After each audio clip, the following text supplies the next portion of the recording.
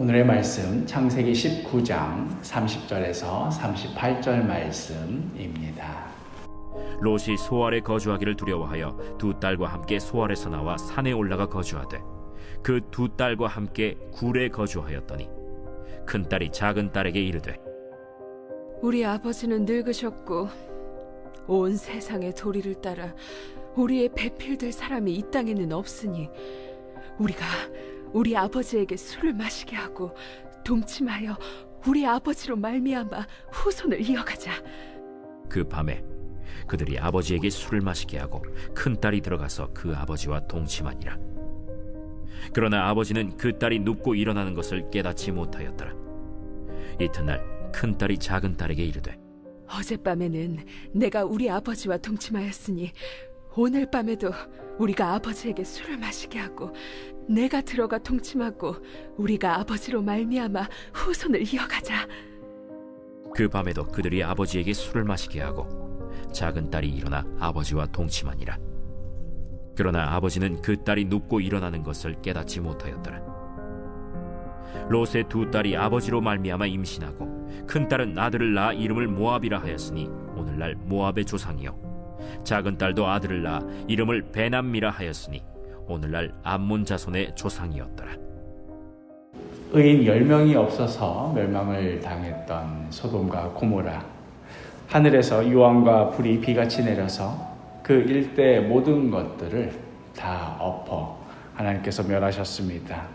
이렇게 해서 소돔과 고모라의 악한 영향력은 이제 이 세상에서 모조리 뿌리 뽑혀버린 것 같아 보였지만, 그럼에도 소돔과 고모라의 영향력은 정말로 끈질기게도 남아서 다시 그 악한 씨앗을 이 세상 가운데서 싹 틔우게 됩니다.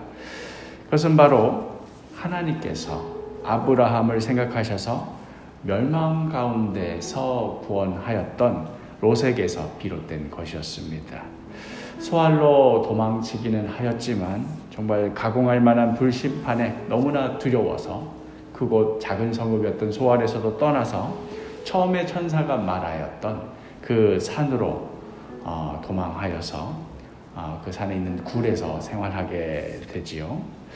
일대 최고의 문명과 사치와 호화스러움을 즐기던 자들이 하루아침에 산속 굴에서 살게 되었으니 이게 사는 게 사는 것 같았겠습니까? 무엇보다도 이제 문명과 떨어져서 살게 되었으니 두 딸은 이렇게 결혼도 하지 못한 채 아버지와 함께 늙어 죽게 될 그런 운명이었습니다. 사실 직접적으로 드러나 있지는 않지만 두 딸은 아버지에 대한 감정이 좋을 리가 없었습니다. 멸망 직전에 천사들이 롯의 집에 찾아와 머물 때에 소돔 사람들이 그 천사들을 겁탈하려고 문을 두들기며 위협할 때 그때 아버지 롯이 했던 말 기억하십니까? 내게 남자도 알지 못하는 두 딸이 있으니 그 두 딸을 데려가되 자신의 손님들에게는 그리하지 말라. 그 말을 두 딸은 분명 들었겠지요. 소돔과 고모라의 성적으로 타락한 그런 문화 가운데 자란 세대였던 데다가 아버지의 그 말 때문에 아버지에 대한 감정도 좋지 않은 상황에 이제 그 아버지 따라 산속 굴에서 가만히 있으면 자손도 잊지 못하고 늙어 죽게 될 이런 상황. 그러자 두 딸은 그 미움의 대상인 아버지를 이용해 먹기로 결심합니다. 오늘 본문의 31절 32절 큰 딸이 작은 딸에게 이르되 우리 아버지는 늙으셨고 온 세상의 도리를 따라 우리의 배필될 사람이 이 땅에는 없으니 우리가 우리 아버지에게 술을 마시게 하고 동침하여 우리 아버지로 말미암아 후손을 이어가자 하고, 이렇게 천륜을 어기고 딸이 친아버지와 동침을 하여서 자손을 이어가게 됩니다.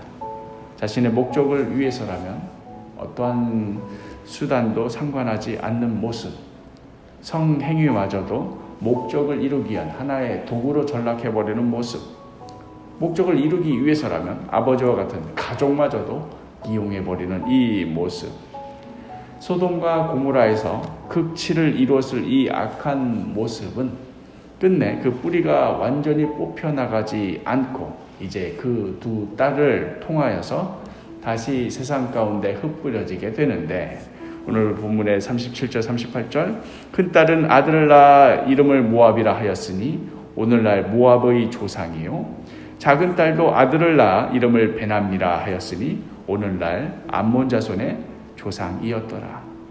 그렇게 해서 얻은 두 아들로 인하여서 두 민족이 탄생하게 되는데, 바로 하나는 모압이고 하나는 암몬 족속이었습니다.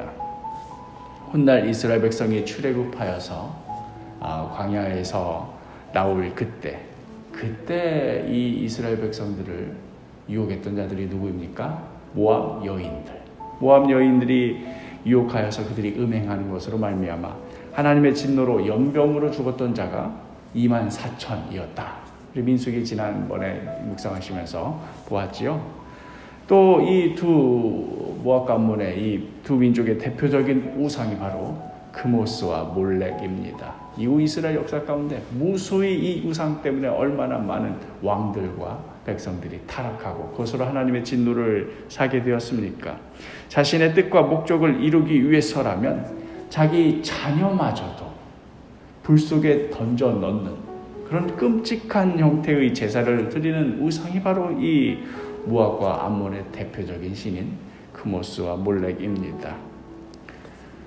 소돔과 고모라, 모든 것이 다 뒤집어 엎어져서 다 죽고 겨우 셋, 롯과 두 딸만 살았건만 이들로 인하여서 또다시 이어지게 되는 죄악의 검은 꽃은 그 해악을 이루 말할 수 없는 것들이었습니다. 죄악된 세상을 살아가면서 그 속에서 우리 마음을 정결하게 지킨다 하는 것이 얼마나 어려우며, 또 그 마음을 지키지 못하였을 때, 우리의 믿음을 지키지 못하였을 때 그 결말이 얼마나 악할 수 있는가 하는 것을 우리가 분명히 볼 수 있는 메시지입니다.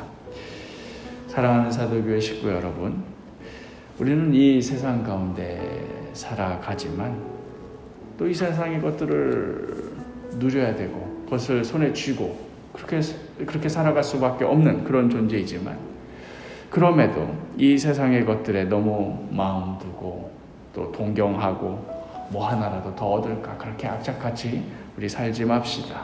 아니, 오히려 그 죄악된 모든 것들 가운데 우리의 마음을 지키며 삽시다. 잠언 4장 23절 모든 지킬 만한 것 중에 더욱 내 마음을 지키라. 생명의 근원이 이에서 남이니라.